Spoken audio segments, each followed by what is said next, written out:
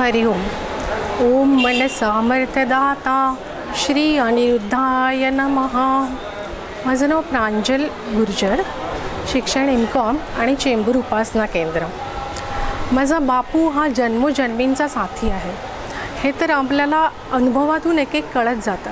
त्याच्याच कृपेने माझ्यावरती खरंच खूप अशी मोठी काही संकटं कधी आली नाहीत. दादा त्यांनी येऊ दिली नाहीत. पण जी काय थोडीफार संकटं होती ती माझ्यासाठी मात्र मोठी होती. परंतु माझा बाप माझ्या संकटांपेक्षा खूप मोठा असल्यामुळे त्याचं निवारण नकळत कधी झालं ते सुद्धा लक्षात आलं नाही. त्याचं असं झालं की माझे मिस्टर नेहमी व्यायाम करतात, स्विमिंगला जातात. त्याच्यामुळे असं सांगितलं जातं, असं त्यांची समजूत होती की मला कधी कुठचाही रोग येणार नाही, कुठलंही संकट फिजिकल माझ्यावरती येणार नाही. आणि साधारणतः असं म्हणतात की वयाची 50शी उलटली की त्याच्यानंतर दरवर्षी मेडिकल चेकअप करायला हवं. पण यांचं अतिशय दुर्लक्ष होत होतं. पण गेले 3-4 वर्ष आम्ही सतत मागे लागून त्यांचं रेग्युलर मेडिकल चेकअप करत होतो आणि त्याच्यामध्ये सगळे रिपोर्ट्स नॉर्मल येत होते.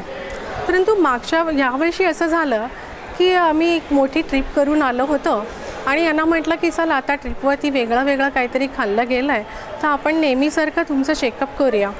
अजिबात त्यांनी लक्ष दिलं नाही. मला काही होत नाही, आत्तापर्यंतचा अनुभव तर माझे सगळे रिपोर्ट्स नॉर्मल आले आहेत. पण आम्ही त्यांच्या डोक्यावरती बसलो आणि त्यांचं चेकअप करून घेतला. आणि चेकअप केल्यानंतर त्या म्हणाल्या तसं पायाखालची वाळूच सरकली. कारण त्यांची पोस्ट शुगर 350 आणि आफ्टर लंच 450. ही शुगर असूनही माझा बापू इतका दयाळू की त्याला फिजिकल डॅमेज काहीही झालं नाही.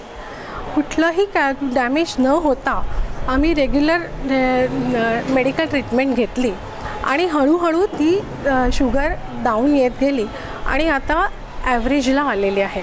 असा हा माझा बापू संकट येण्याआधीच तुमची काळजी घेत असतो. एवढंच मी सांगते. हरि ओम.